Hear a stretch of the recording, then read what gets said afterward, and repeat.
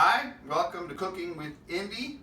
I have a special guest today from El Paso, Texas.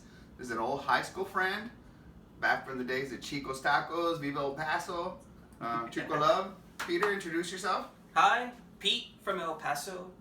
Currently in El Paso. Well, not right now, but you know what I mean. Well, not right now. Not right now, but Later. right. Today we're gonna make some. The last episode was the chipotle salsa, and I got a lot of great reviews. People liked it. We decided to make something on the opposite spectrum. This is very fresh, and we're gonna make a green tomatilla salsa. So it's 10-minute prep time. So everybody knows. You're gonna use tomatillos. And I'll show you all that right now. 1 large onion for every pound of tomatillos. Some cilantro, that's always to flavor, to taste. Garlic, salt, pepper. And then jalapenos, it's as many or as little as you want. We are adding jalapenos or serranos, whatever you prefer, for 2 reasons. 1, for the flavor of the chili, and 2, for the spice level. Out here in Georgia, if you want spice, you're shit out of luck. These vatos right here that we got at a Mexican market though, and they might, they might be Actually, spicy. Yes, but we haven't found for the most part. So keep that in mind, as much or as little as you want for your spice level and for the flavor. And if you don't like a lot of spicy, then you find one that's not very spicy and you add like 3 for that great flavor. Anyway, so what I'm doing, and what we're gonna do, we're gonna rough chop everything, put it in the blender, and boom, and there's gonna be the salsa. So it's about 10-minute prep time. Tomatillos, let me give you a little bit of info on this, come wrapped like a birthday gift. And in there you have sometimes dirt, insects, things like that. And that's why you want to soak them so this comes off right away, and it'll also have a little bit of waxy or slimy areas like that. That's just natural, and this takes care of that. You want to do it with all of them. I also do it with my jalapenos. Make sure everything is clean, and the cilantro. So we're gonna rinse that and get started. In the meantime, I'm gonna show you what I like to do with these. We have that inner stem thingy, chapare chippy. I like to just cut it out before I rough chop. So this is what it looks like. And then I kind of want to do it just so that it's easier on the blender. But that's what you want to do with the tomatillos right before you put them in the blender. And what I'm going to do is I'm going to combine these in one bowl and roughly mix it so that it goes in the same kind of percentages. And then you add it all together and you get that salsa. And one last time to spice it up. So I'm going to do that real quick here. Peter, I want you to tell me or tell us about other kinds of salsas that you enjoy that you don't find out when you're traveling. He's an archaeologist, by the way, so he gets to travel some beautiful places where there's great salsas or when there's nada. Oh, lately it's all been places where there has been little to no salsas. Where is that? Mainly the Central Valley, and I mean, it's not that they don't have it, it's just, it's more like tomato with attitude. Right? So, like Tex-Mex sometimes? Very much Tex-Mex, and I don't know, I enjoy a little bit more bite than what I guess the California cousins enjoy. Yeah, I don't, I had to learn to appreciate it. Instead of seeing those salsas as inferior, They're just although they are, because I'm not making them, no, I see them more as like a sauce instead of a salsa. Exactly. So that it complements whatever you're eating, but it doesn't necessarily give you that traditional salsa requirement for us Mexicans, that is, or Texans, that is, que pique poquito. Which has a bit of bite to it.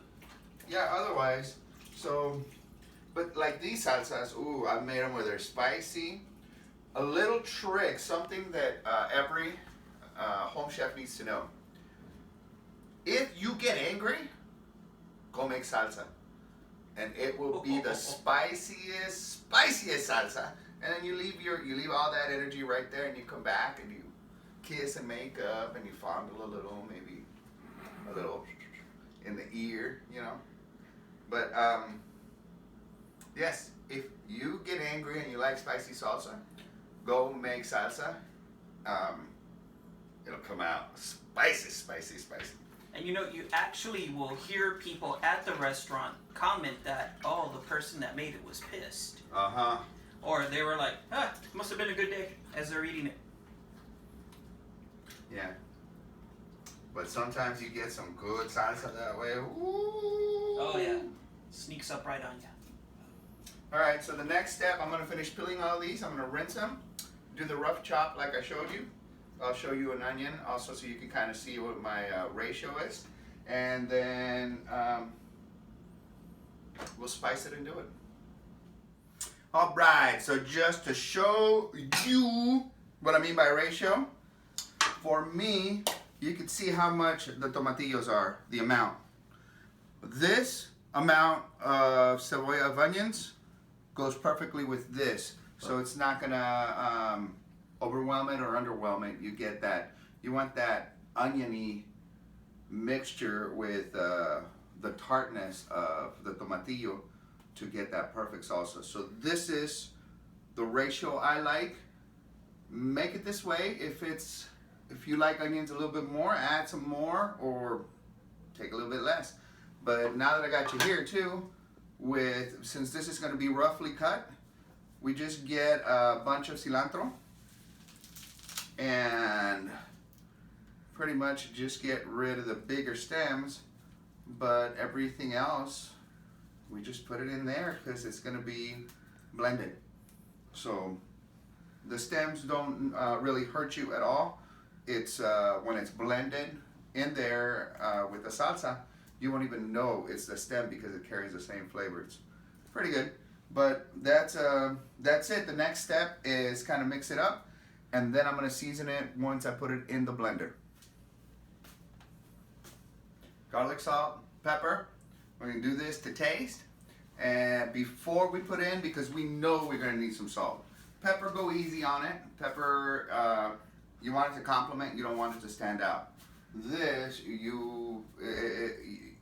go a little heavy to start off with, because once it blends, it just dissipates too quickly. But then we get to taste it before the final product. So, real simple. So, we are trying to make it monogamous? I don't think. Homogeneous. And monogamous. Might as well, so we can trace the lineage. Alright, you gotta be smarter than the blender. What the fuck, blender? It's child-proof. There it goes. So, when that happens, we just need to add water.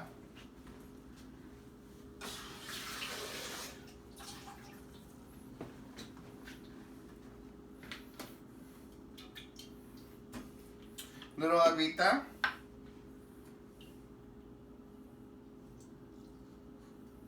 And that should solve the issue.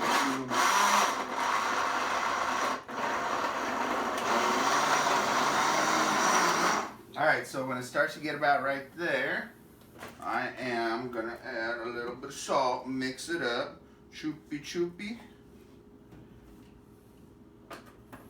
And a little bit of pepper. Pepper, you always do in your hand first. And then, with style. No, you wanna make sure you don't over pepper on this because that's not what we're going for. So,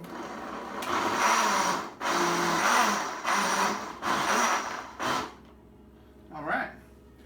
We got pretty good consistency of what we want it to be like. And it's going to be poured in a little bowl. Reason for this is I can look through it and see if there's like big chunks left of anything. And as we have boom, boom, boom all blended in together, then I will check the level of flavor and adjust, and then mix it all together. So if I oversalt somewhere, I can save it by undersalting over here, and then when it comes together. So that's just a little trick I learned, and we're gonna keep doing this and putting it in there together. So for this beautiful, delicious salsa, Sherry has contributed by making a roast, low and slow, for 8 hours. 8 hours. And basically, let's see, it's rested and everything. So now look at that. It just falls apart beautifully. So what we're gonna do is make some tacos. Look at how beautiful that is. All right. So we have some homemade tortillas. Would you pass me the tortillas, Peter? Gracias. So, this, would you, the... Fork? No. Yeah, fork is fine. Gracias. So we have some homemade tortillas right here. And I am just gonna do that. Look at how beautiful that is.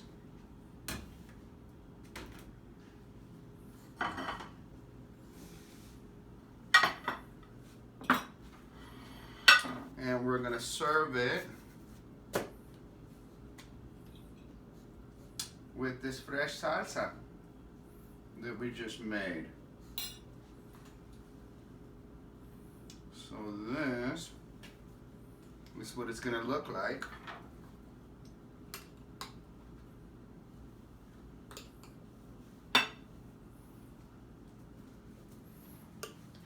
And there you have a perfect use of this salsa. As our guest Peter, please, now it's pretty. Please go ahead, and I want you to have that first taco.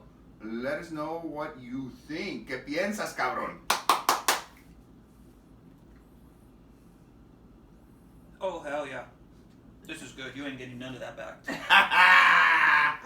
Sherry, thank you for making this beautiful meat. Look at that. It just comes apart, filled with flavor. We are now working with fresh tortillas every time we're cooking with tortillas. So you can see they're looking beautifully Mexican, I meant to say. Now we have a lot of green salsa. We're gonna use for chips, we're gonna use for parties, we're gonna use for everything from breakfast to dessert maybe, because chips and salsa is dessert for me sometimes. Thank you, Peter. I want to thank you for participating. Don't touch Sherry, I want to thank you for all the work that you did here today. This pork is beautiful, and now we have some beautiful salsa to go with it. Thank you for your filming. If you make this salsa out there, it's a 10-minute prep time from start to finish. Please let me know. I recommend it on top of nachos as your final topping for those of you that are adventurous and like to build.